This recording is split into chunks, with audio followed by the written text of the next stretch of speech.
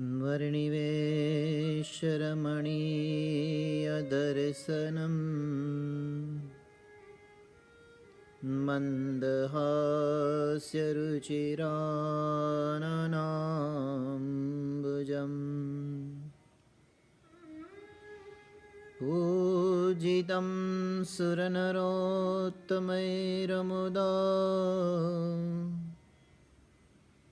धर्मनन्दनमहं विचिन्तये।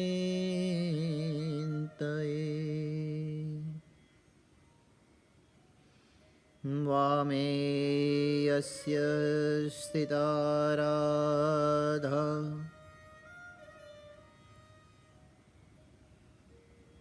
श्रीश्च यस्यासि वक्षसि वृन्दावनविहारं तं श्रीकृष्णं हृदि चिन्तये। ॐ श्रीपूर्णपुरुषोत्तमाय नमो नमः। श्रीघनश्यामाय नीलकण्ठाय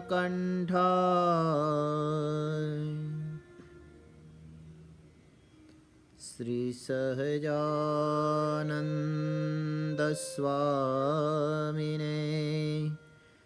नमो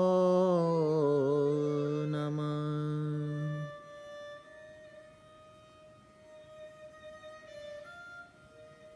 बोलो स्वामिनारायण भगवाननी जय। श्री नरनारायण देवनी जय। श्री लक्ष्मीनारायण देवनी जय। श्री राधा कृष्ण देवनी जय। श्री घनश्याम महाराजनी जय। श्री विघ्न विनायक देवनी जय। श्री कष्टभंजन देवनी जय। श्री सिद्धेश्वर महादेव की जय।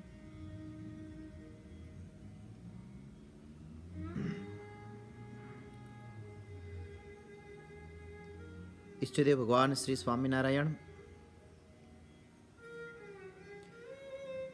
भगवान श्री नरनारायण देव, लक्ष्मीनारायण देव, रेवती बળદેવ हरिकृष्ण महाराज, राधाकृष्ण देव, घनश्याम महाराजना श्री चरणों में वंदन प्रणाम। परम पूज्य धर्मधुरंधर आचार्य महाराज श्री कौशलेन्द्र प्रसाद जी महाराज श्री तथा समग्र धर्मकुलना चरणों में पण वंदन प्रणाम। पूजनीय वंदनीय सर्वे सद्गुरु संतोना गुरुजनों चरणों में पण वंदन प्रणाम। उपस्थित सर्वे संतों ने पण वंदन।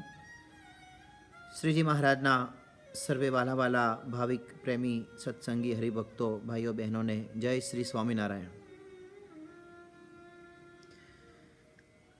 वाला भक्तजनों,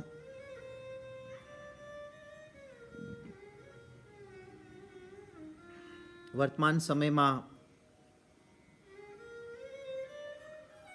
विश्व જ્યારે કોરોના મહામારીમાંથી પસાર થઈ રહ્યું છે ત્યારે આપણે સૌ સરકારશ્રીના નિયમોનું પાલન કરી લોકડાઉનમાં રહી ઘરે બેસી અને આપણા સૌના કામ કરી રહ્યા છીએ,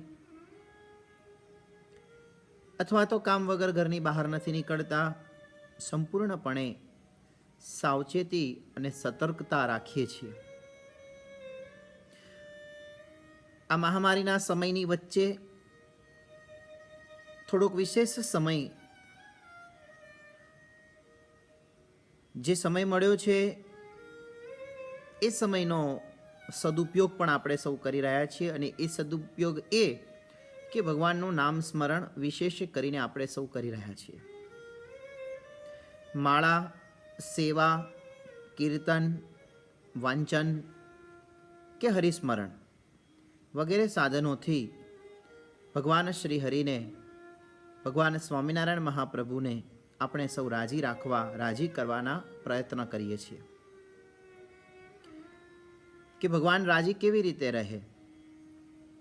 તો ભગવાનના ગમતામાં રહીએ તો ભગવાન રાજી રહે. આમ તો ભગવાનને રાજી રાખવા સરળ છે, પણ ભગવાનનું અનુસંધાન રાખવું અઘરું છે. અનુસંધાન એટલે કે દરેક ક્રિયાની અંદર પરમાત્માનું સ્મરણ રાખવું, હરિનું સ્મરણ રાખવું એ અઘરું છે. ભગવાનને યાદ રાખવા, ભગવાનની સ્મૃતિ રાખવી, આઠો પહોર હાલતા ચાલતા ખાતા પીતા ભગવાનનું સ્મરણ રાખવું એ થોડું અઘરું છે. શ્રીજી મહારાજે પ્રથમના વચનામૃતમાં કહ્યું કે કઠણમાં કઠણ જો કોઈ સાધન હોય તો અખંડ વૃત્તિ રાખવી, એથી બીજું અધિક કોઈ કઠણ સાધન નથી. કેમ? તો ભગવાનની જે મૂર્તિ છે એ મૂર્તિ ચિંતામણી તુલ્ય છે, અને એ ચિંતામણી તુલ્ય મૂર્તિ આપણને પ્રાપ્ત થઈ છે. પૂર્વે સતયુગની અંદર માણસોની પાસે ચિંતામણી હતી. ચિંતામણી કેવી હોય આપણે જોઈ નથી, પણ એવું કહેવાય કે એક પથ્થર ચિંતામણીનો એક પથ્થર જ હતો, પણ એની વિશેષતા, એની ખાસિયત એ હતી કે એ ચિંતામણી રૂપી જે પથ્થર છે એ જેની પાસે હોય એ જે પદાર્થ ચિંતવે તે પદાર્થ તેને પ્રાપ્ત થાય. અર્થાત કે 56 ભોગ 56 પકવાનને ચિંતવે તો એને 56 ભોગ પણ મળે. પશુઓમાં હાથી, ઘોડા, ગાય, ભેંસ ઇત્યાદિ જે કાંઈ પશુઓનું ચિંતવન કરે તો એ પણ પ્રાપ્ત થાય. હીરા, મોતી, માણેકનું ચિંતવન કરે તો એને એ પણ પ્રાપ્ત થાય. તો જે પદાર્થનું ચિંતવન કરે એ પદાર્થ જેની પાસે ચિંતામણી હોય તેને પ્રાપ્ત થાય. એમ મહારાજ કહે છે કે ભગવાનની મૂર્તિ છે એ મૂર્તિ પણ ચિંતામણી તુલ્ય છે, અને એ મૂર્તિમાં અખંડ મનની વૃત્તિ રાખવી, અર્થાત અખંડ પરમાત્માનું સ્મરણ રાખવું, હરિસ્મરણ રાખવું, હરિસ્મૃતિ રાખવી પરમાત્માના મૂર્તિની અંદર એ અઘરું છે. એટલે સંતોએ લખ્યું છે, ખાતા પીતા હરતા ફરતા કરતા ઘરનું કામ, સ્વામિનારાયણ સ્વામિનારાયણ હેરટીએ આઠું જામ. ખાતા પીતા હરતા ફરતા કરતા ઘરનું કામ, સ્વામિનારાયણ સ્વામિનારાયણ રટીએ આઠું જામ. ખાતા પીતા ઉઠતા બેસતા હરતા ફરતા સ્વામિનારાયણ સ્વામિનારાયણ સ્વામિનારાયણ પરમાત્માનું અખંડ નામ સ્મરણ રાખવું, એ ભગવાનની મૂર્તિને વિશે, પરમાત્માને વિશે અખંડ મનની વૃત્તિ જોડીને રાખવી એ કઠણ સાધન છે. અને એ પરમાત્માનું સ્મરણ રાખવા માટેનો આ મહામારીની વચ્ચે આપણને એક વિશેષ સમય મળ્યો છે. બીજું કોઈ કાર્ય ઘરની અંદર આપણને ન હોય. ઘણા એમ કહેતા હોય કે સ્વામી કંટાળી ગયા, સમય પસાર નથી થતો, કેવી રીતે સમય પસાર કરવો. કોઈ દિવસ આવી રીતે ઘરની અંદર બંધ બેસી રહેવું ગમતું ન હોય અને આ બેસી રહેવાનું. તો ભાઈ, ભગવાનનું સ્મરણ કરવાનો અવસર મળ્યો છે, પરમાત્માનું નામ સંકીર્તન કરવાનો સમય મળ્યો છે. ભગવાનનું નામ સંકીર્તન કરો. ઘરમાં હો, ઘરના કાર્ય કરતા હોઈએ અને એ ઘરના કાર્ય કરવામાં પરમાત્માનું નામ સ્મરણ કરવું, કે પછી તમે જોબની અંદર હો કે કોઈ તમારા ઉદ્યોગની અંદર હો, બિઝનેસમાં હો કે યાત્રામાં હો, પ્રવાસમાં હો, ગાડીમાં હો, અખંડ સ્મરણ પરમાત્માનું રાખવું અને રહેવું એ અઘરું છે. ને રાખવું જરૂરી છે.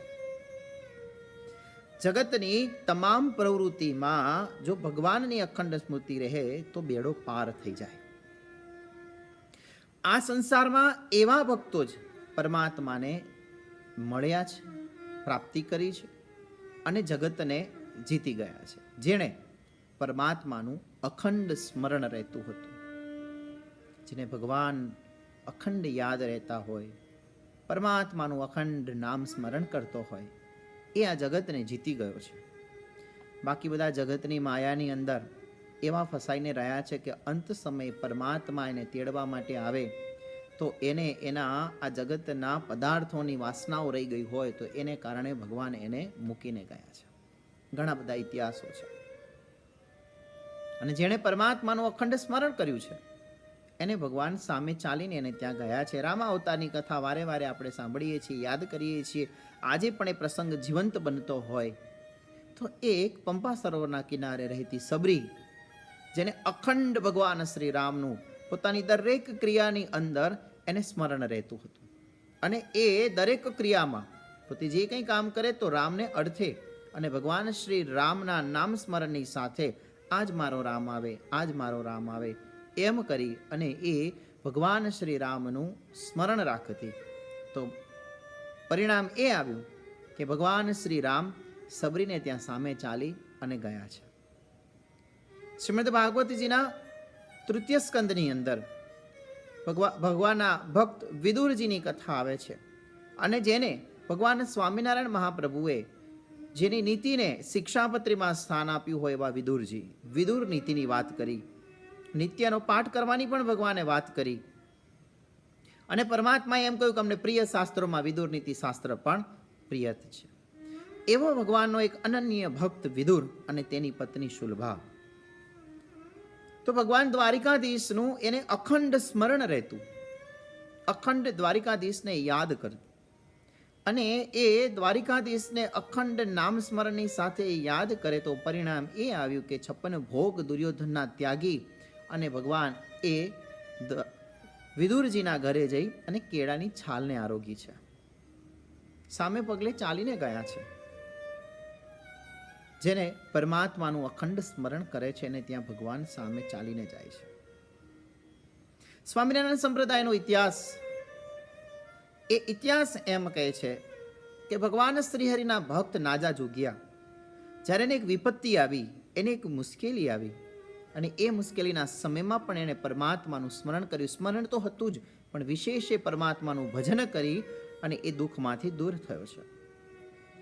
નિર્દય રાજા, અને એ નિર્દય રાજાએ જ્યારે એમ કહ્યું કે સવારે દીવ ઉગતા તારા ઢીચણ હું ભાંગી નાખીશ, અને એણે આખી રાત સ્વામિનારાયણ સ્વામિનારાયણ સ્વામિનારાયણનું સ્મરણ કર્યું. અને એ સ્મરણ કર્યું તો ભગવાન સ્વામિનારાયણ વહેલી સવારે દોડી અને નાજા જોગ્યાની મદદ કરવા માટે આવી ગયા છે. હરિસ્મરણ, પરમાત્માના નામ સ્મરણનો, અખંડ જાપનો આ પ્રતાપ છે. માટે મનની અંદર સતત પરમાત્માનું નામ સ્મરણ ચાલુ જ રહેવું જોઈએ. તો આ બધાની પાસે કોઈ એવું વિશેષ કોઈ સાધન ન હતું. એવું કોઈ સાધન ન હતું કે જે સાધને કરીને પરમાત્મા દોડીને આવ્યા છે.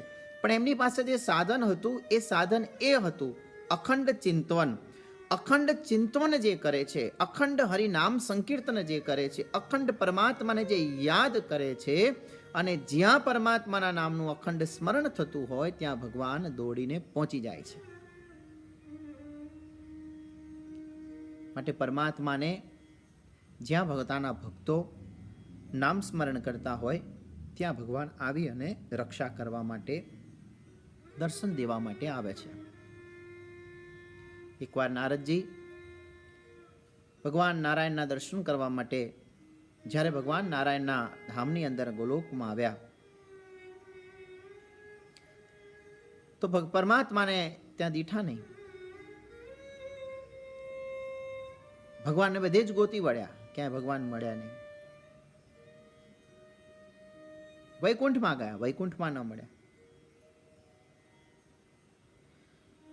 સંતોની મહેફિલમાં, આશ્રમોની અંદર, મંદિરોની અંદર, જ્યાં જ્યાં થઈ શકે ત્યાં ત્યાં પરમાત્માને ગોત્યા, ભગવાન ન મળ્યા. ઘણીવાર પ્રતીક્ષા કરી વૈકુંઠમાં. પછી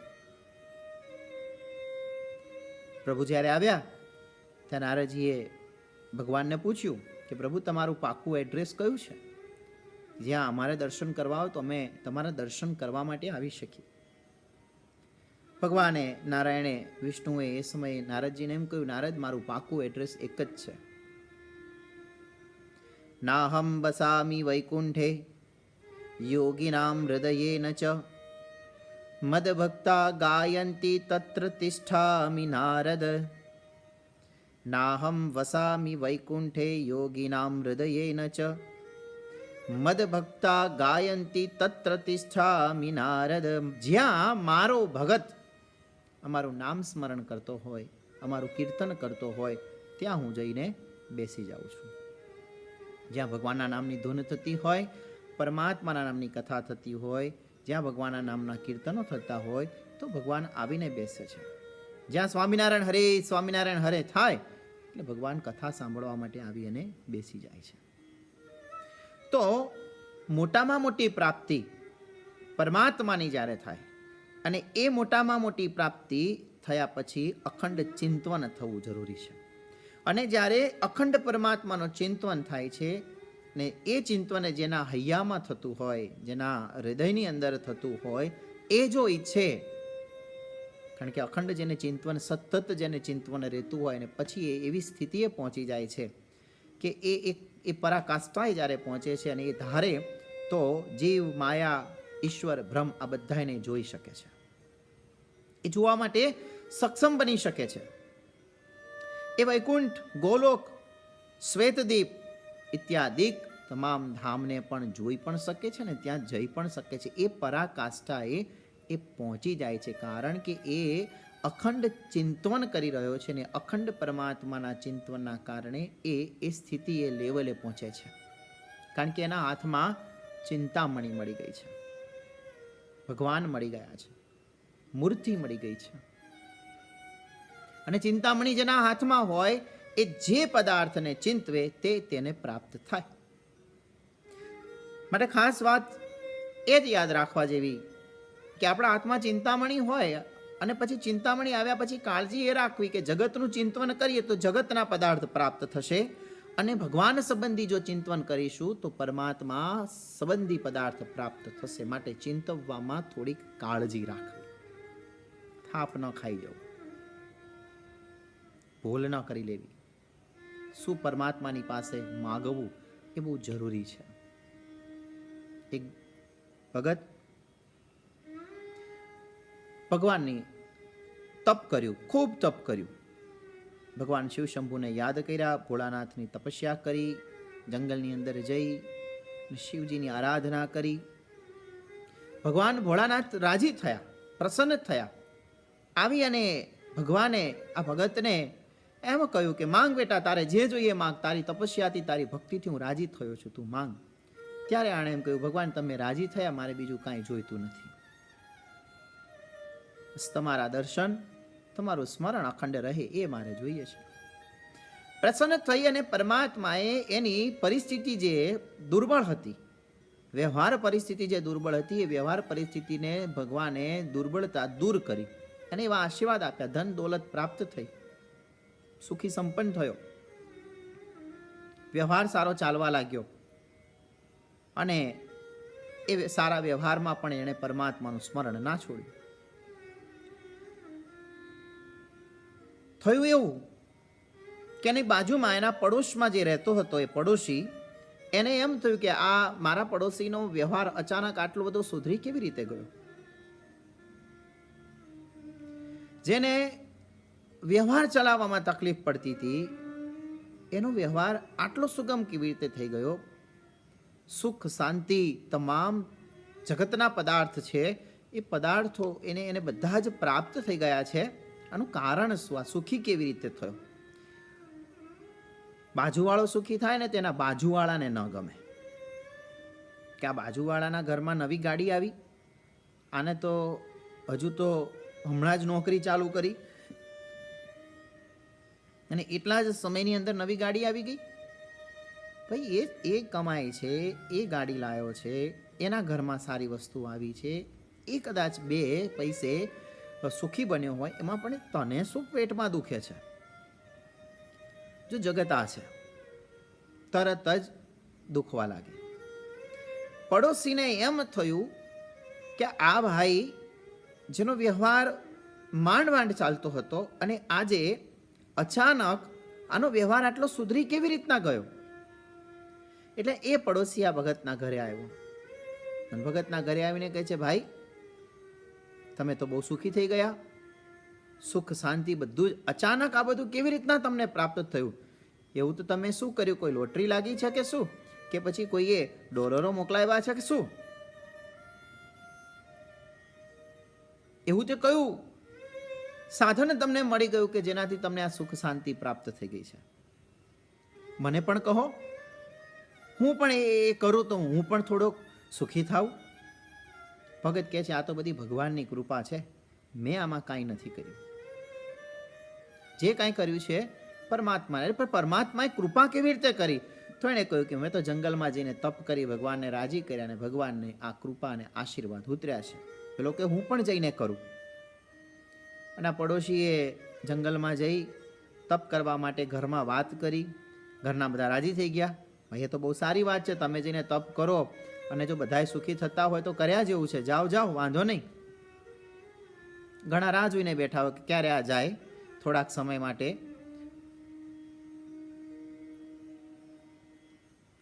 જે પડોશી ભાઈ હતા જંગલમાં ગયા. જંગલમાં જઈને એણે તપસ્યા આદરી, તપ ચાલુ કર્યું. થોડા જ સમયના અંતે, કઠોર તપસ્યાના અંતે ભગવાન રાજી થયા, પ્રસન્ન થયા. ભગવાને તરત જ ભગતને કહ્યું, ભગત તમારી ભક્તિથી, તમારા તપથી હું પ્રસન્ન થયો છું, માગો તમારી જે કાંઈ ઈચ્છા હોય એ તમે રજૂ કરો. હવે આ તપ કરનાર જે પડોશી ભગત હતો એણે મનમાં એમ થયું કે ભગવાન રાજી થયા છે ને ભગવાન માગવાનું કહે છે, પણ આ જંગલની અંદર જો હું માગીશ અને ભગવાન મને આપશે તો હું જંગલેથી ઘરે લઈને જઈશ, તો વચ્ચે રસ્તામાં ક્યાંક ચોર લૂંટારુઓ આવી અને ક્યાંક આ પાછું ચોરી લે. એના કરતાં હું ઘરે જઉં અને પછી માગું ને પછી મને મળે તો મારા ઘરમાં એને વ્યવસ્થિત રાખી શકું. એટલે ભગવાનને એણે એમ કહ્યું, પ્રભુ અહીંયાથી જંગલમાંથી મારે ઘરે જવાનું, રસ્તો લાંબો છે અને આ વચમાં ક્યાંક ચોરાઈ જાય અને ચોરી થાય, એના કરતાં જો તમે મારી અરજીને, વિનંતીને સ્વીકારો તો હું ઘરની અંદર પ્રવેશ કરું અને ઘરમાં પ્રવેશી અને હું જે બોલું એ મને મળે. ભગવાન કહે છે, કાંઈ વાંધો નહીં, આઈ એગ્રી, હું તૈયાર છું, સહમત છું. તું ઘરમાં પ્રવેશ કરીશ ને જે શબ્દ બોલીશ એ તને મળશે. પ્રસન્ન થઈ અને આ ભાઈ ઘર તરફ ચાલ્યા. ઘરમાં બધા રાહ જોઈને બેઠા હતા ક્યારે તપસ્યા પૂરી થાય. તપસ્યા પૂરી થાય એટલે ભગત ઘરે આવે અને આપણે બધા પણ સુખી અને સંપન્ન થઈએ. ને એવામાં અચાનક તપને પૂર્ણ કરીને પ્રસન્ન ચિત્તે ભગત સામેથી આવતા દેખાણા અને આનંદ આનંદ આનંદ બધાને થઈ ગયો. બધા ઉતાવળા થઈ ગયા, કરે હમણાં પૂછીએ કે શું લાયા, શું લાયા, શું લાયા. જેવા હજુ તો ઘરની અંદર આમ પગ મૂક્યો અને ત્યાં જ બધા શરૂ થઈ ગયા. પત્નીએ તરત પૂછ્યું કે શું લાવ્યા? માતા પિતાએ પૂછ્યું શું લાવ્યા? છોકરાઓ સંતાનો પૂછવા લાગ્યા શું લાવ્યા? બધાના મુખેથી એક જ શબ્દ શું લાવ્યા, શું લાવ્યા, શું લાવ્યા. સ્વભાવ વશ થઈ અને આ વ્યક્તિએ પોતાના સ્વભાવ પ્રમાણે બધાએ ઉપરા છાપરી પૂછપૂછ કર્યું. એટલે ખીજાઈને એને સલૂનની દુકાન હતી એટલે એણે ખીજાઈને તરત જ કહી દીધું કે વાળ લાવ્યો કે? એ ભૂલી ગયો કે ઘરમાં પ્રવેશ કરતા હું જે બોલીશ એ મને મળશે. અને એના મોઢામાંથી એના રોજના વ્યવહારિક જીવનના, ધંધાના વ્યવહારિક જીવનના ક્રમ પ્રમાણે અને ઘરની અંદર ઉપરા છાપરી પૂછતા એણે જવાબ આપી દીધો વાળ લાવ્યો. અને ત્યાં તો ઢગલે ઢગલા ઘરની અંદર વાળ વાળ વાળ થઈ ગયા. અને એ પછી તો બધા ઘરના ભેગા થઈ અને એને સાફ કરવા લાગ્યા અને એ પોકો અને એવું કરંડિયામાં બાંધીને, પોટલું બાંધીને, ફાળ બાંધી અને એને જઈને ઉકેડે નાખી આવે. પણ એમ કાંઈ વરદાનથી મેળવેલા કાંઈ જાય થોડા? વરદાનથી જે કાંઈ પ્રાપ્ત કરેલા હોય એ કંઈ જાય નહીં. એમ કાંઈ ખાલી થતા હશે? રોજ ખાલી કરે, પણ રોજ ભેગા કરે, પણ ખાલી ન થાય. કંટાળીને ભગતે ફરી તપ કર્યું, ફરી જઈને તપ કર્યું. ફરી ભગવાન રાજી થયા અને ભગવાને કીધું, બોલ ભગત, શું થયું? તો કહે, ભગવાન, પૂર્વે મેં જે માગ્યું કે મારા ઘરમાં પ્રવેશ કર્યો અને મારાથી બોલાઈ ગયું વાળ, તો મારા ઘરમાં વાળ થઈ ગયા, ખાલી કરું છું તો થતા નથી. માટે ભગવાન મહેરબાની કરો અને એ વાળ બધા જતા રહે એવું કાંઈ કરો. ભગવાન કે તથાસ્તુ. 2 વખતની તપસ્યા એની રદ થઈ. 2 વખત કરેલી તપ એનું ફેલ ગયું. શું માગવું એ મહત્વનું છે. પરમાત્મા ચિંતામણી તુલ્ય છે અને એ ચિંતામણી તુલ્ય મળેલા ભગવાન જે છે એ ભગવાનની સામે જો માગવતા ન આવડે, ચિંતવતા ન આવડે, તો પછી થાપ ખાઈ ગયા, તો પછી વાત પૂરી થઈ ગઈ. સદગુરુ નિષ્કુળાનંદ સ્વામીએ ચિંતામણીમાં લખ્યું છે,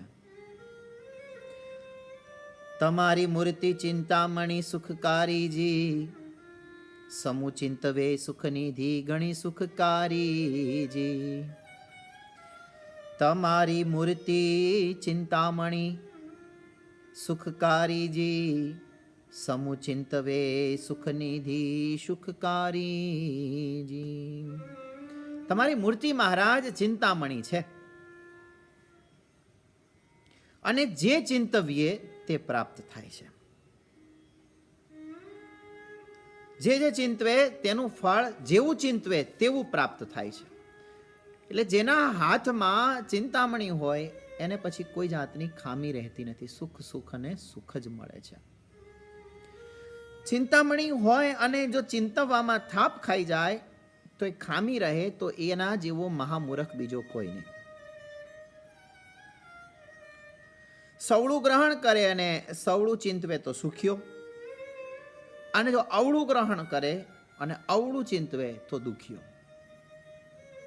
ભગવાન મળ્યા હોય અને પછી જો અવળું ચિંતવન કરવામાં આવે તો દુઃખ છે. વિસનગરનો શોભારામ શાસ્ત્રી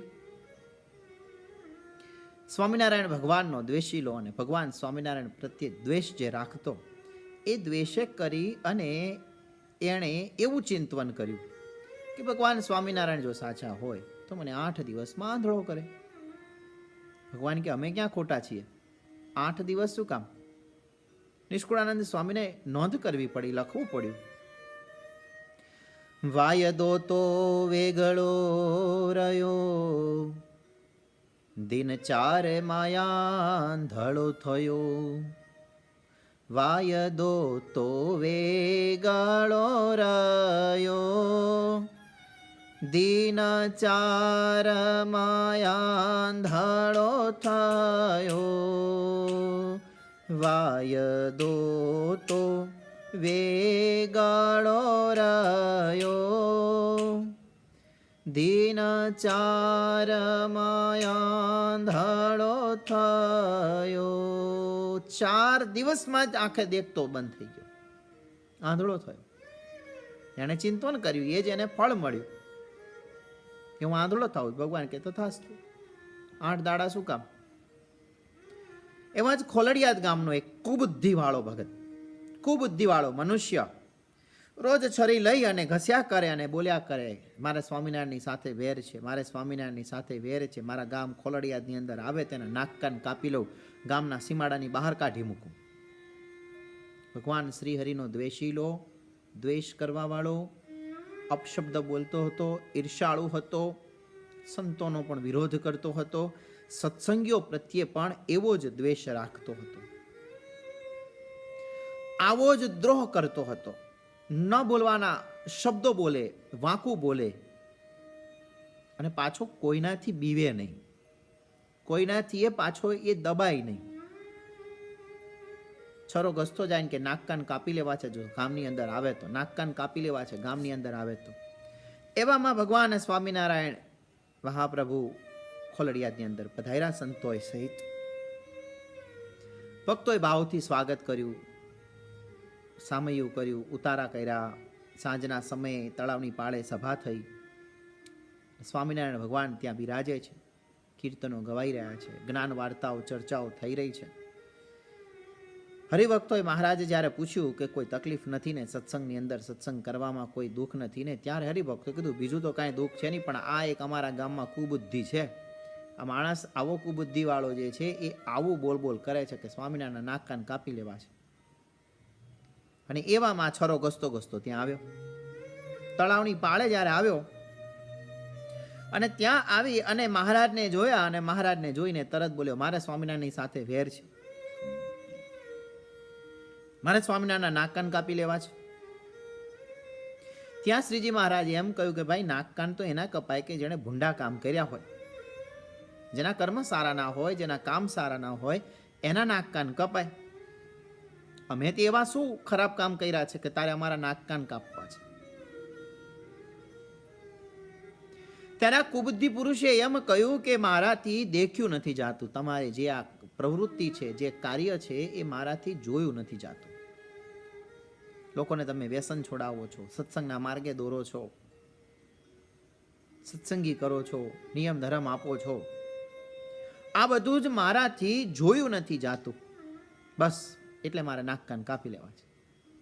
ત્યારે શ્રીજી મહારાજ એમ બોલ્યા, સારું, ત્યારે એવું જ હોય તો હવે નહીં દેખાય. ભગવાન કહે છે, જો તારાથી દેખ્યું જ ના જાતું હોય, સારી પ્રવૃત્તિ જો દેખી ના જાતી હોય તો હવે તને નહીં દેખાય. શ્રીજી મહારાજે આટલું જ કહ્યું. વાલો બોલ્યા જાય એવું વેણા, થયો આંધળો ત્યાં તત ખેણા. વાલો બોલ્યા જ્યાં એવું વેણા, થયો આંધળો ત્યાં તત ખેણા. થયો આંધળો ત્યાં તત ખેણા. ત્યાં તત્કાળ આંખે દેખાતું બંધ થઈ ગયું. મહારાજે એમ કીધું કે સારું, તારાથી દેખ્યું ના જાતું હોય ને તારી ઈચ્છા હોય કે મારાથી દેખ્યું જાતું નથી, તો પછી હવે તારી લાઈટ ઓફ. આંખે દેખાતું બંધ થઈ ગયું, આંધળો થયો. ગામના લોકોએ મનાવ્યો પણ માન્યો નહીં, અને જિંદગી પર્યંત દ્રષ્ટિ જતી રહી. જિંદગી પર્યંત દ્રષ્ટિ જતી રહી. કેવું ચિંતન કરવું એ મહત્વનું છે. આપણે કેવું ચિંતવીએ છીએ પરમાત્મા માટે, પરમાત્માને સન્મુખ ઉભા રહી અને જેવું ચિંતન કરીશું એવું ફળ પ્રાપ્ત થશે. માટે ભગવાનની આ જે મૂર્તિ મળી છે એ મૂર્તિ આપણને ચિંતામણી તુલ્ય મળી છે. અને આ ચિંતામણી જ્યારે મળી હોય તો એમાં ભગવાન સિવાય, ભગવાનના સંબંધ સિવાયનું બીજી કાંઈ જ ઈચ્છા ન રાખવી. પરમાત્મા હશે તો બધું જ પ્રાપ્ત થશે. કોઈ વસ્તુ એવી નથી કે જે ભગવાન હોય અને એની પાસે ન હોય. નરસિંહ મહેતાના જીવનની અંદર કોઈ ભંડાર ભરેલા ન હતા. નરસિંહ મહેતાની પાસે એવા કોઈ ઘરની અંદર ભંડાર ભરેલા ન હતા. આપણે નરસિંહ મહેતાનો ઇતિહાસ જાણીએ છીએ. એના ઘરમાં કાંઈ જ ન હતું. એક દામોદર ભગવાન કહેતા શ્રી કૃષ્ણ કાળિયા ઠાકોરની મૂર્તિ સિવાય એના ઘરની અંદર કોઈ એવા નાણું નહોતું ભરેલું, કોઈ એવા હીરા મોતી જવેરાત નહોતા ભરેલા. એની પાસે ભગવાનની મૂર્તિ એક હતી બસ, અને એ મૂર્તિની જ એ સેવા કરતા હતા. નરસિંહ મહેતા કાયમ કહેતા, દામોદરના ગુણલા ગાતા એ નર ન હોય કોઈ દુખ્યો રે. અરે દામોદરના ગુણલા ગાતા એ નર ન હોય કોઈ દુખ્યો રે. દામોદરના ગુણ ગાતા, ભગવાનનું ભજન કરતા કોઈ જ નર ક્યારેય દુખ્યો રહેતો નથી. જેના ઘરમાં આપણી દ્રષ્ટિએ વિપત્તિના ઢગલા ભરેલા હોય છે, દુઃખના ભંડાર ભરેલા હોય છે, પણ એ જ ઘરની અંદર જ્યાં પરમાત્માનું નામ સ્મરણ થતું હોય તો એ ક્યારેય દુઃખી હોતો નથી. પણ આપણે તો નરસિંહ મહેતાથી કંઈક જુદું જ છે. આપણે તો રોજ હે મહારાજ ખેતરમાં મોલ સુકાય છે, હે મહારાજ ધંધામાં બરકત આવતી નથી, મહારાજ શરીર છે સારું રહેતું નથી, શરીરની અંદર રોગ રહે છે, મહારાજ મુશ્કેલીઓનો પાર નથી. આ સિવાય ભગવાનની આગળ વિપત્તિનો જ વરસાદ આપણે વરસાવીએ છીએ. અને નરસિંહ મહેતાએ વિપત્તિના સમયમાં પણ પરમાત્માનું ભજન આનંદથી જ કર્યું છે. ઘણી વખત ભગતો કહેતા હોય છે, મહારાજની આગળ પ્રાર્થના કરતા હોય, શ્રીજી મહારાજ માળા કરી કરીને હાથની આંગળીઓ દુખવા આવી ગઈ, તોય ભગવાન તમે અમારા સામું જોતા નથી. અરે ભગવાન, હે પ્રભુ, હે વાલા, ક્યારે અમારી સામે જોશો? ફરિયાદનો પાર ન આવે. પરમાત્માની આગળ ફરિયાદ નહીં, પણ ભગવાનને ફરી ફરી યાદ કરવાની જરૂર છે. ફરિયાદ કરવાની જરૂર નથી, પણ ભગવાનને ફરી ફરી યાદ કરવાની જરૂર છે. જેવો કેફ મીરાબાઈને, જેવો કેફ નરસિંહ મહેતાને, એવો કેફ આપણને આવી જાય. જેવો કેફ ઉદયપુરના રાણી જમકુબાઈને, જેવો કેફ માતાજીને, જેવો કેફ લાધીબાઈને, જેવો કેફ રામબાઈને, આવો જો કેફ આપણને આવી જાય તો દુઃખ માત્ર દૂર થઈ જાય છે. સાચી સંપત્તિ પરમાત્મા મળ્યા છે. કાચી કેરી હોય તો એને કાપીને એમાં મીઠું ભરવામાં આવે, ખટાશ દૂર થાય, અથાણું બનાવી દેવામાં આવે. પણ પાકી કેરી હોય તો, અને એમાં પણ એ ગિરનારની કેસર કેરી હાથમાં હોય તો એને તો એવી સરસ હાથમાં રાખીને વાલ કરીએ ને, પાકી છે એટલા માટે, અને એ સરસ મજાને ઘોળીને રસ કાઢીએ, ઠાકોરજીને ધરાવીએ, આપણે ધરાવીએ. પાકી છે, પાકા થવું પડશે. અને જ્યારે પાકશો તો પરમાત્માના હાથમાં હઈશું. જ્યાં સુધી નહીં પાકીએ, કાચા આવીશું તો પછી કાપી કાપીને મીઠું જ ભરાવાના છે. એટલે પાકવાની જરૂર છે. અને એ પાકવા માટે આપણને એ ચિંતન કરવા માટે દુઃખ ભલે આવતા હોય, પણ એ દુઃખના સમયમાં પરમાત્માનું સ્મરણ આપણે કરવાની જરૂર છે. ભગવાન સિવાય કોઈ જ વસ્તુ, કોઈ પદાર્થ પરમાત્માના સંબંધ સિવાયનો પણ ઈચ્છવાની જરૂર નથી. માટે મંદિરમાં ઠાકોરજીની પાસે જ્યારે જઈએ, ઘર મંદિરની અંદર જ્યારે ભગવાનની પાસે બેઠા હોઈએ, પ્રાર્થના કરીએ, ત્યારે પરમાત્મા સંબંધી જ પદાર્થનું ચિંતન કરવું.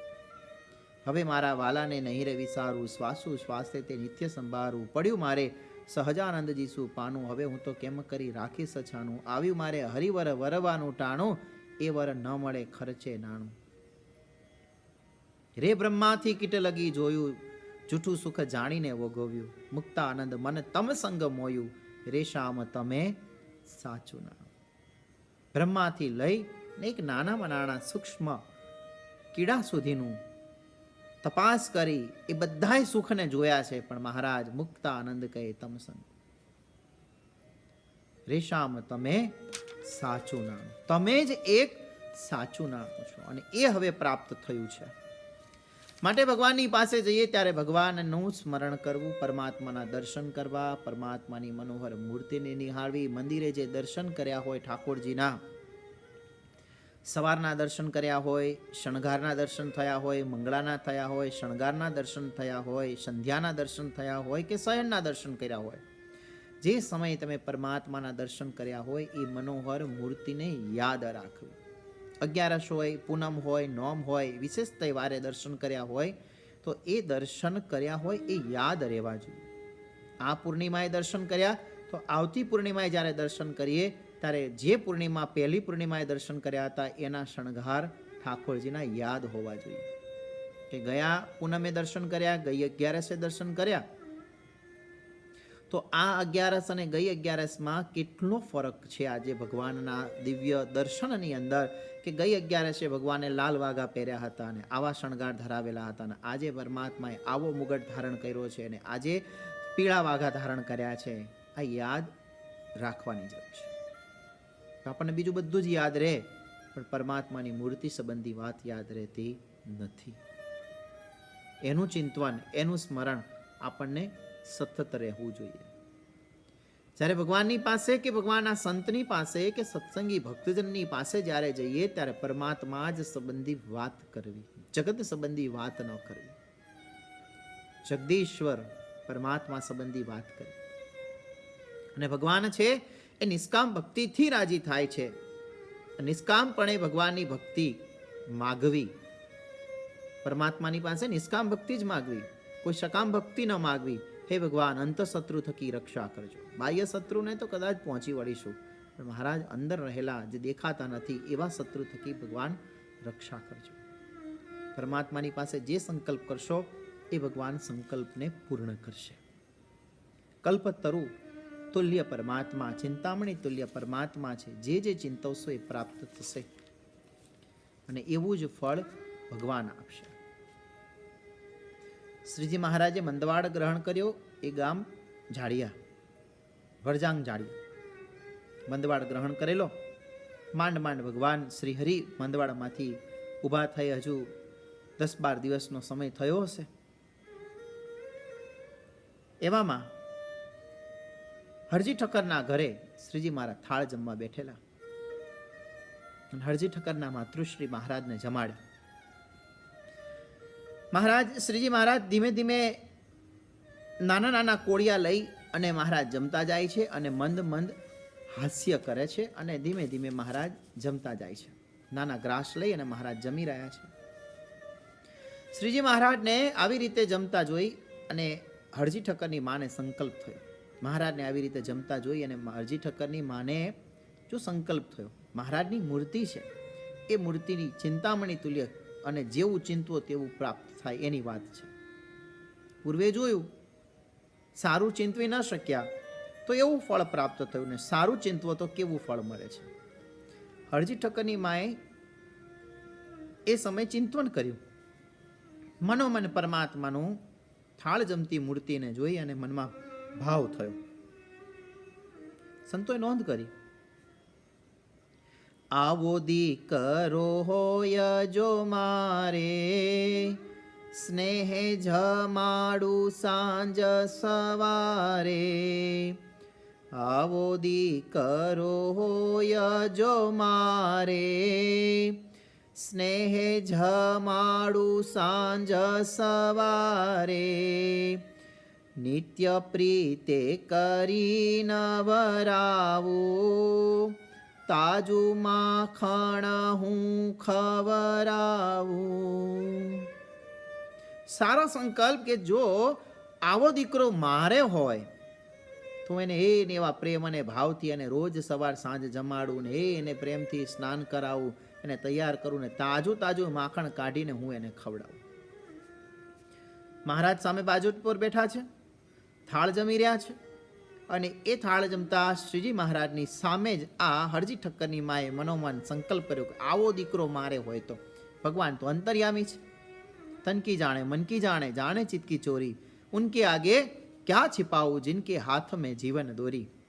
અંતર્યામી પરમાત્મા આ સંકલ્પને જાણી ગયા.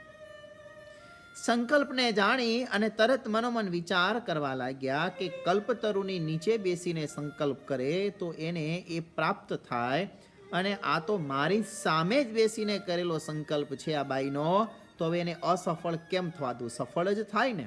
પણ ભાઈએ તો સંકલ્પ કર્યો, આવો દીકરો હોય જો મારે. હવે મારા જેવો તો આ જગતની અંદર મારા જેવો તો બીજો કોઈ છે નહીં, હું એક જ છું. માટે મારે તો આના ઉદરે મારે અવતાર લેવો પડે, મારે જન્મ લેવો પડે, મારે ફરી પ્રગટ થઈને આવવું પડે. માટે એ કાર્ય ન કરતા આજે જ આ હરજી ઠક્કરની માનો સંકલ્પ સિદ્ધ કરી દો. આજે તત્કાળ ફળ. દીકરાનો ભાવ જે એને થયો છે કે આવો દીકરો હોય જો મારે, સ્નેહે જમાડું સાંજ સવારે, એને જે અંદર ભાવ આવ્યો છે કે મારે ભગવાનને જમાડવા પણ મારો દીકરો હોય આવો, તો એ ભાવથી મારે એને જમાડવા છે. એટલે એનો દીકરાનો જે ભાવ છે એ ભાવ હું એનો પૂરો કરી દઉં. મહારાજ જમતા જમતા મહારાજે રીસામણા કર્યા. અડધું જમ્યા, ન જમ્યા, હાથ ધોઈ અને ઊભા થઈ ગયા અને કે નથી જમવું. હરજી ઠક્કરની માં કહે છે, મહારાજ પણ જમી તો લ્યો. મહારાજ કેમ આમ ઊભા થયા? અચાનક થયું શું? મહારાજ કે ના બસ જમવું નથી અમારે. પણ મહારાજ કઈ વાત, કઈ થયું હોય તો બોલો મહારાજ, શું કઈ વાત કરો તો ખબર પડે. મહારાજ કેમ નથી જમવું? ત્યારે શ્રીજી મહારાજ બોલ્યા કે આવ દીકરા એમ કહીને જમાડો તમારા હાથે તો હું જમું. તમે મને પ્રેમથી ભાવથી બેટા આવ અહીંયા, બેટા હાલ ચાલ જમી લે, આ ભાવથી જો તમે મને જમાડો, દીકરાના ભાવથી મને જમાડો તો અમે જમીએ. હરજી ઠક્કરની માં જ્યારે મહારાજે આમ કીધું એટલે થોડાક શરમાઈ ગયા. બાઈ કે મહારાજ એમ તો ન બોલાય, જીભ કાપી નાખું, પણ મહારાજ આવું ન બોલાય. મારાથી તમને દીકરો કેમ કહેવાય? તો હું કયા ભાવમાં જઈને છૂટું? મને તો પાપ લાગે મહારાજ, અને એ ઘોર પાપ લઈને મારે ક્યાં જવું? મહારાજ, મારાથી તમને દીકરો કહેવાય નહીં. શ્રીજી મહારાજ કહે છે તો પછી અમારે જમવું પણ નથી. આ ચાલ્યા અમે. મહારાજ ઘરની બહાર નીકળીને મહારાજ ચાલવા લાગ્યા. હરજી ઠક્કરની માં પાછળ પાછળ મહારાજને, એ મહારાજ ઉભા રહ્યો, મહારાજ ઉભા રહ્યો, અરે મહારાજ થાળ તો જમી લ્યો, મહારાજ ઉભા રહ્યો કહેવા લાગ્યા. આગળ મહારાજને પાછળ બાઈ. આંખમાં અશ્રુઓની ધારાઓ વહેતી જાય છે અને આ ડોસી રડતા જાય છે. મહારાજને ઊભા રાખવાના પ્રયત્ન કરે, પણ મહારાજ એક જ વાત, દીકરો કયો તો જમું. આવો બેટા કહીને બિહાડી અને મને જમાડો તો જ હું જમું, બાકી હું જમું નહીં. અને મહારાજ બજાર વચ્ચેથી નીકળ્યા અને એમાં કોઈ મુસ્લિમ ભક્ત એણે આ દ્રશ્યને જોયું એટલે મહારાજને રોકીને કહ્યું કે ભાઈ શું છે? અરે મહારાજ, આ પાછળ બાઈ રડતી રડતી આવે છે, તે જાઓ દયા કરી એ ડોશી ઉપર દયા કરીને પાછા વળી લો ને, બાઈને શા માટે રડાવો છો?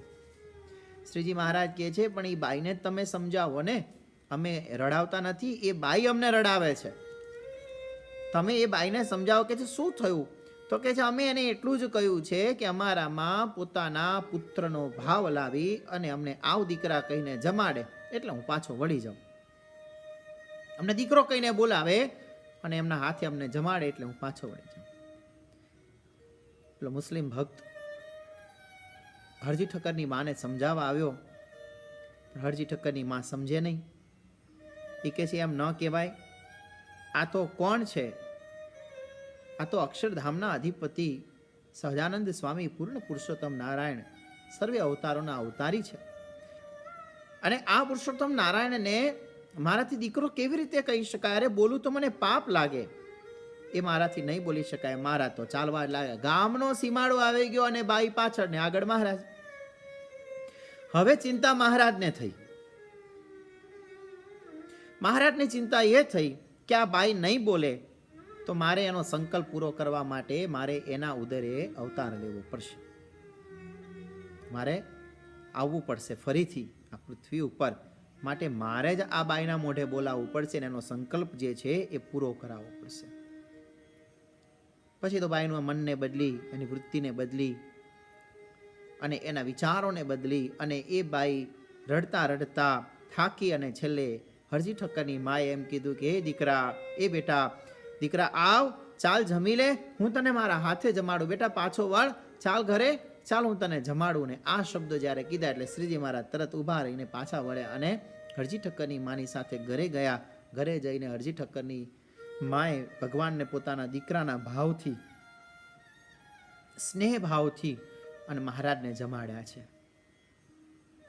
સ્નેહે જમાડું સાંજ સવારે, નિત્ય પ્રીતે કરી નવરાવું, તાજું માખણ હું ખવરાવું, આવો દીકરો હોય જો મારે. આ સંકલ્પને શ્રીજી મહારાજે, દીકરાના ભાવનો સંકલ્પ જે હતો એ ભાવનો સંકલ્પ મહારાજે પૂરો કર્યો છે. એટલે પરમાત્મા છે એ પરમાત્મા ની મૂર્તિ ચિંતામણી છે.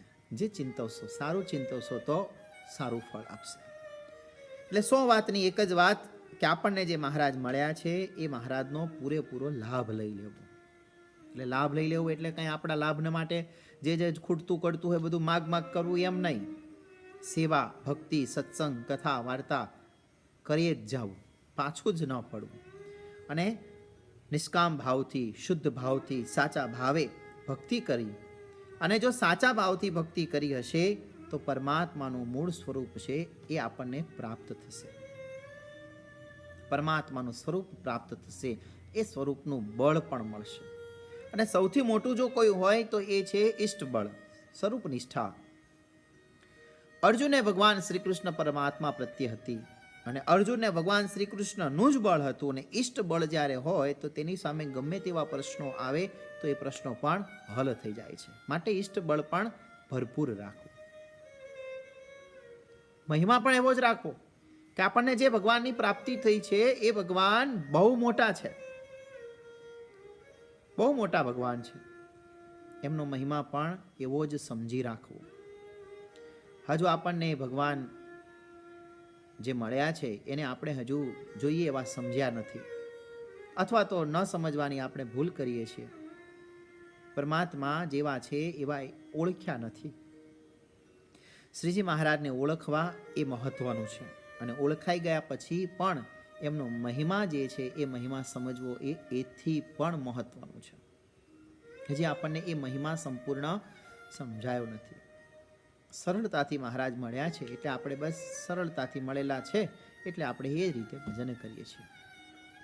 દાદાના દરબારમાં ઉગમણા બાર ઓરડાને ઉસરીએ સોમબાઈના ઓરડે મહારાજ દક્ષિણા દે મુખાર વિંદે ઉમરાના થડમાં બિરાજમાન હતા અને મહારાજ થાળ આરોગતા હતા. બાજોડ પર બિરાજમાન, મહારાજનો થાળ આવ્યો એટલે મહારાજ જમવા બિરાજમાન થયા. ઉમરાના થડ પાસે બેસી અને શ્રીજી મહારાજ જમી રહ્યા છે. જમતા જમતા મહારાજ એક કોળિયો લઈ અને જમતા જમતા ઘરની બહાર નજર કરી. દૂર સુધીમાં એક બાવળિયો હતો, એ બાવળિયાની સામે નજર ગઈ. બાવળિયાની સામે નજર કરી ઘણી વાર સુધી જોયા કરીને પાછી વળી પાછું જમવાનું ચાલુ કર્યું. બીજી વાર દ્રષ્ટિ કરી, ત્રીજી વાર દ્રષ્ટિ કરી, બાવળિયાની સામે જુએ, નજર કરે. એવામાં મહારાજે સંતોની સામે જોઈ અને મહારાજે એમ કીધું, મહારાજ એમ બોલ્યા કે આ સમયે બાવળિયાના જેવા મોટા ભાગ્ય છે એવા તો કોઈના મોટા ભાગ્ય નથી. પછી દાદાના દરબારમાં લીમડો હતો, એની સામે જોઈ અને મહારાજ એમ બોલ્યા કે આ લીમડાના જેવા મોટા ભાગ્ય છે એવા તો કોઈના ભાગ્ય નથી. જમતા જમતા શ્રીજી મહારાજ થાળ જમતા એમ બોલ્યા કે આ દરબારમાં જેટલા મનુષ્ય રહે છે એના જેટલા ભાગ્ય છે એવા મોટા કોઈના ભાગ્ય નથી.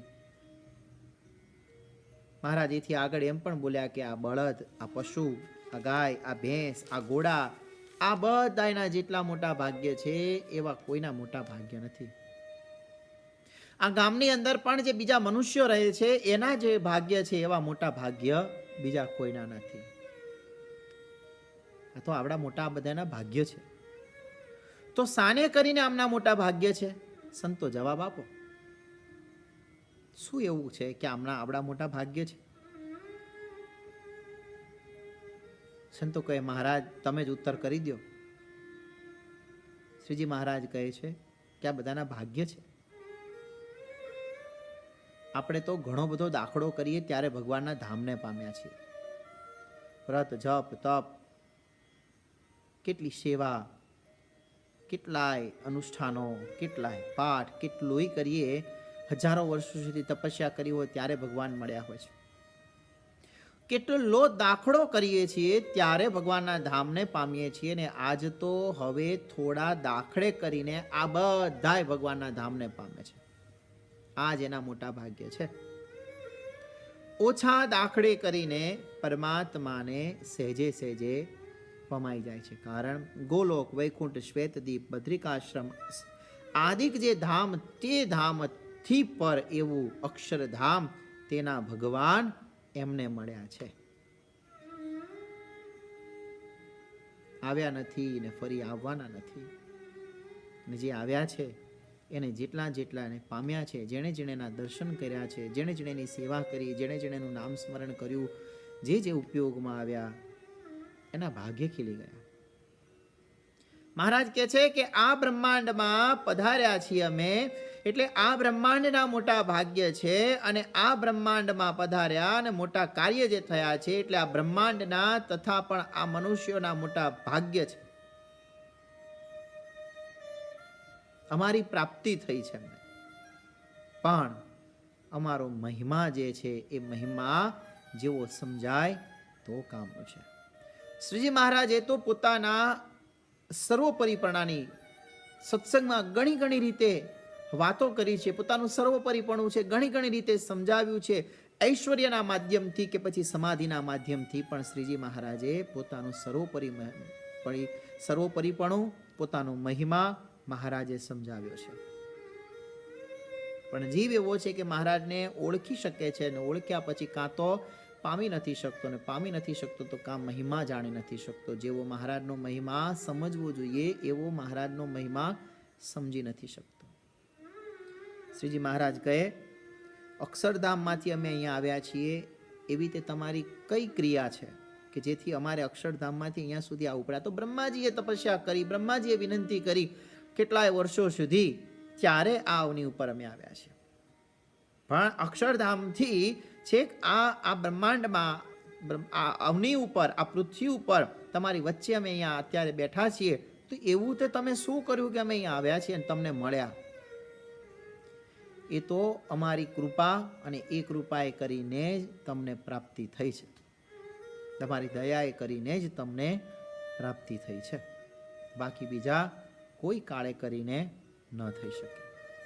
આવડા મોટા મહારાજ, અને એ મહારાજની જ્યારે પ્રાપ્તિ થઈ હોય, એ મહારાજનું સર્વોપરીપણું, એ મહારાજનું પુરુષોત્તમપણું, એ મહારાજનો મહિમા જ્યાં સુધી આપણને નહીં સમજાય ત્યાં સુધી બધું જ વ્યર્થ છે. એ સામર્થ્યને, પરમાત્માને, એને સમજવું, એનો મહિમા રાખવો, એનો કેફ રાખવો બહુ જરૂરી છે. જે કાંઈ છે એ પરમાત્મા થકી છે, બાકી બધું જ વ્યર્થ છે. માટે ભગવાનનો મહિમા ખૂબ સમજાવવો જરૂરી છે. આ મૂર્તિનો મહિમા સંપૂર્ણપણે સમજાવવો જરૂરી છે. ઘર મંદિરના સિંહાસનમાં બેસીને અત્યારે તમને ભગવાનને ભજવાનો અવસર મળ્યો છે. અઘરો છે ઘરે બેસી રહેવું, કામ ધંધા બધા ઠપ થઈ ગયા હોય, લોકડાઉનમાં બેસી રહેવું અઘરું છે. પણ જે સિંહાસનમાં ઘરમાં બેસી અને જે મૂર્તિની સામે બેસીને તમે ભગવાનનું ભજન કરો છો, એ મૂર્તિ પણ કોઈ નાની સૂની નથી. એ મૂર્તિમાં પણ જે મંદિરની અંદર મોટા મોટા સિંહાસનમાં ઠાકોરજી બિરાજે છે, એ જ ઠાકોરજી તમારા ઘરની અંદર પણ બિરાજે છે. જેનું નામ લો છો તમે, જેનું સ્મરણ કરો છો, જેના નામની માળા કરો છો, એ ભગવાન નાના નથી, બહુ મોટા છે. એનો મહિમા સમજાવવો જરૂરી છે. તો એ મૂર્તિનો મહિમા વિશેષ આપણે આવતી સભાની અંદર શ્રવણ કરીશું. એ પરમાત્માએ ઐશ્વર્યના માધ્યમથી કે સમાધિના માધ્યમથી આ જગતની અંદર પોતાનું સર્વોપરીપણું સમજાવ્યું હોય, પોતાની ઓળખાણ કરાવી હોય, પોતાનો મહિમા સમજાવ્યો હોય, સંતોએ મહિમા સમજાવ્યો હોય. વિશેષ કથાઓ આપણે આવતી સભાની અંદર શ્રવણ કરીશું. વાલા ભક્તજનો, ભગવાનના ચરણોમાં પણ આપણે બધા એ જ પ્રાર્થના કરીએ કે આ કોરોના મહામારીમાંથી આખા વિશ્વમાં ઝડપથી પ્રભુ તમારી કૃપા દ્રષ્ટિથી, દયા દ્રષ્ટિથી જલ્દીથી હતું એમને એમ ફરીથી બધું જ થઈ જાય. આ જીવ છે, અબુધ છે. આ જીવે ઘણા બધા ગુનાઓ કરેલા હોય, એ ગુનાની સજા છે એના કર્મ પ્રમાણે પ્રાપ્ત થતી હોય, પણ એની અંદર ઘણા ભગવાનના ભક્તો હોય. એ ભક્તોની ભગવાન તમે રક્ષા કરજો. રક્ષાના કરનાર પણ તમે જ છો. માટે મહારાજ તમે એ સૌ ભક્તજનોની રક્ષા કરજો જે ભગવાન તમારું નામ સ્મરણ કરતા હોય, ઘરની અંદર બેસી ભજન સ્મરણ કરતા હોય.